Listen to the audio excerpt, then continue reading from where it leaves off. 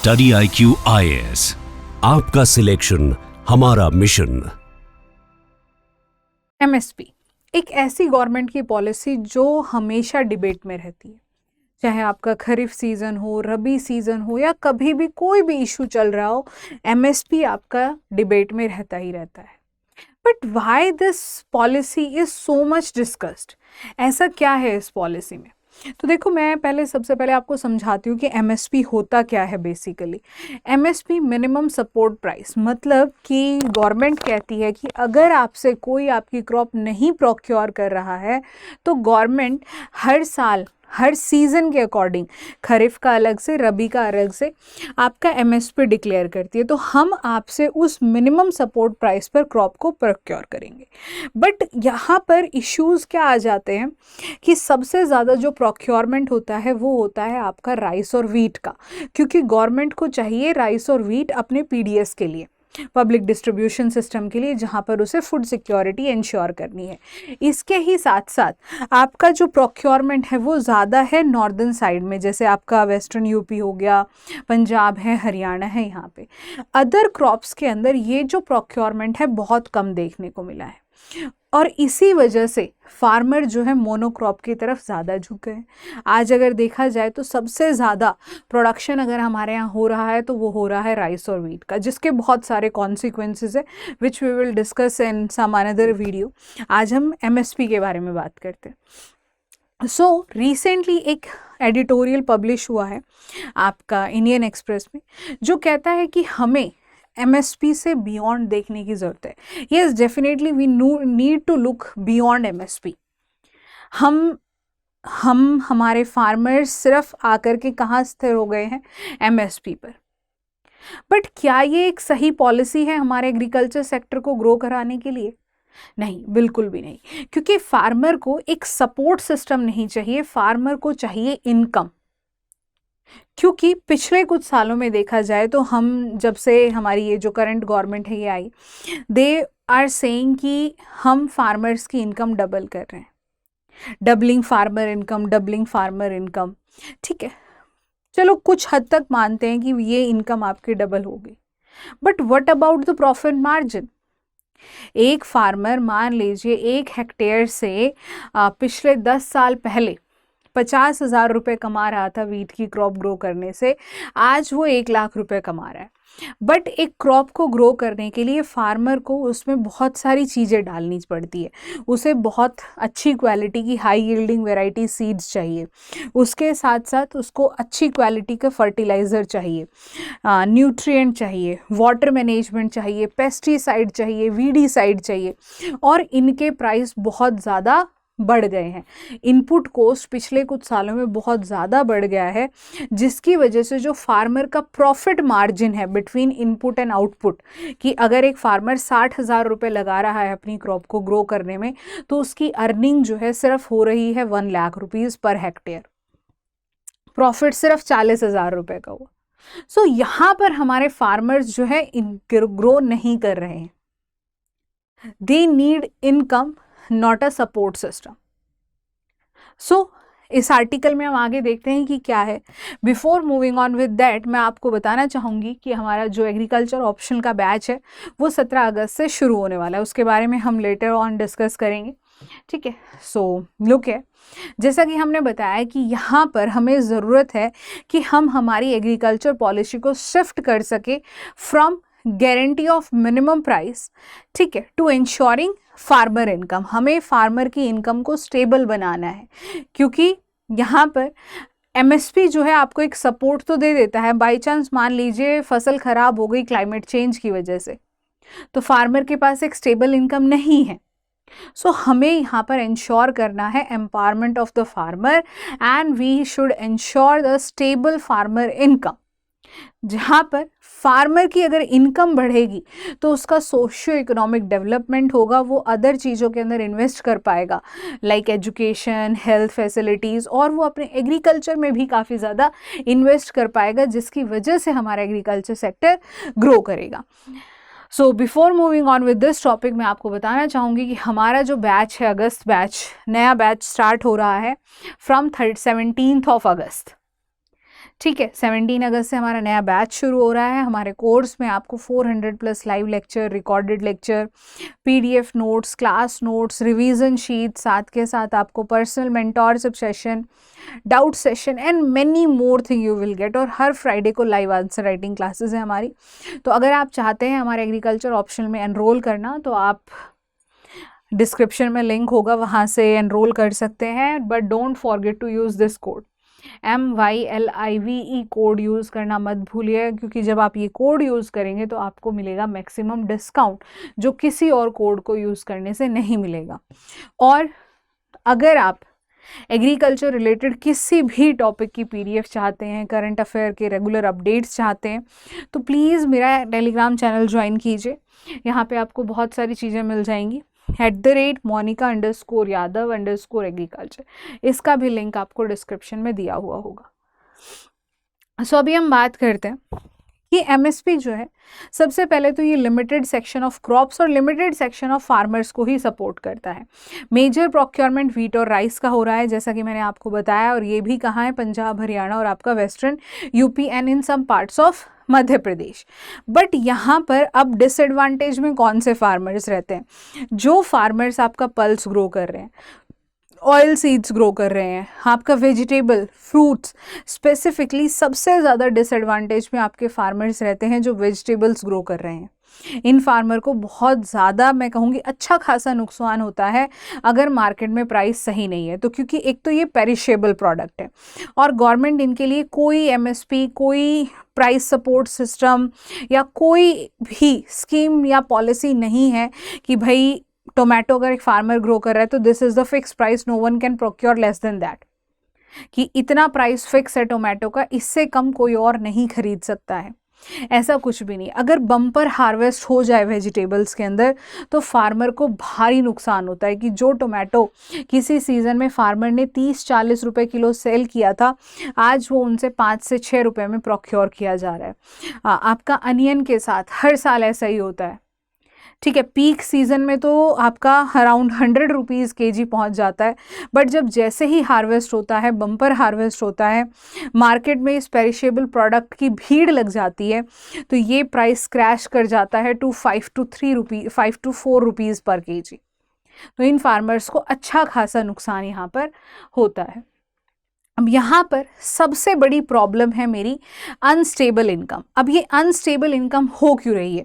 देखो, फार्मर ना बहुत सारे मल्टीपल रिस्क जो है फेस करता है। सबसे पहला, आज के टाइम में अगर कोई चीज़ मेरे एग्रीकल्चर सेक्टर को सबसे ज़्यादा इम्पैक्ट कर रही है तो वो है मेरा क्लाइमेट चेंज। क्योंकि क्लाइमेटिकल फैक्टर्स में जैसे आपका सनलाइट है, टेम्परेचर है, एयर है, विंड है, इसके ऊपर आपका एग्रीकल्चर सेक्टर बहुत ज़्यादा रिलाई करता है, क्योंकि ये वो फैक्टर्स है जो क्रॉप प्रोडक्शन को डायरेक्टली इम्पैक्ट करते हैं। अगर क्योंकि टेम्परेचर है, लाइट है, ये आपका रिप्रोडक्टिव साइकिल को देखता है कि कब रिप्रोडक्टिव साइकिल शुरू होनी चाहिए प्लांट में, खरीफ में कब होगी, रबी में कब होगी। ठीक है, विंड है आपका, वाटर है, रेनफॉल है, इरिगेशन रिक्वायरमेंट फुलफिल करता है ये आपकी। ठीक है, तो इन चीज़ों में थोड़ा सा भी बदलाव होगा तो आपकी क्रॉप पर सीधा असर पड़ेगा और आपका अच्छा प्रोडक्शन नहीं होगा, क्रॉप खराब हो जाएगी, क्रॉप फेलियर होगा। जहाँ पर मैं चाह रही थी, मैंने 6 से 7 महीने मेरी क्रॉप के ऊपर मेहनत की ग्रो करने के लिए कि मुझे एक अच्छा हार्वेस्ट मिलेगा, वहीं पर जैसे ही सीज़न शुरू होने वाला हुआ मेरी क्रॉप जो थी वो खराब हो गई। बहुत ज़्यादा बारिश हो गई या हेल स्टॉर्म हो गया, कोई पेस्ट अटैक हो गया, तो क्रॉप फेलियर। अब इससे क्या हुआ कि जो आउटपुट है वो तो मुझे बहुत कम मिला क्योंकि ख़राब हो गई क्रॉप, बट इनपुट मैंने काफ़ी अच्छा लगाया था और due to inflation input cost भी बहुत ज़्यादा बढ़ता जा रहा है, तो प्रॉफिट मार्जिन काफ़ी कम हो गया है। इसके साथ साथ मार्केट प्राइस फ्लक्चुएशन।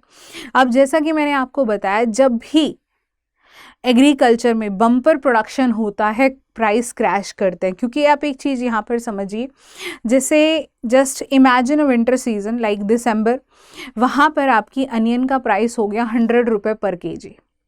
तो there are a farmer in a village, like there are 100 farmers, तो उन्हें सबको लगा अब सीज़न ग्रो करना है, ठीक है, क्रॉप्स को ग्रो करना है, तो सबको ये लगा कि अनियन इतनी ज़्यादा महंगी हो गई है तो हम इस बार अनियन ग्रो करें। So in a single village 100 farmers grow या सोन योर अनियन, तो नियर बाय विलेजेस के भी सो करेंगे।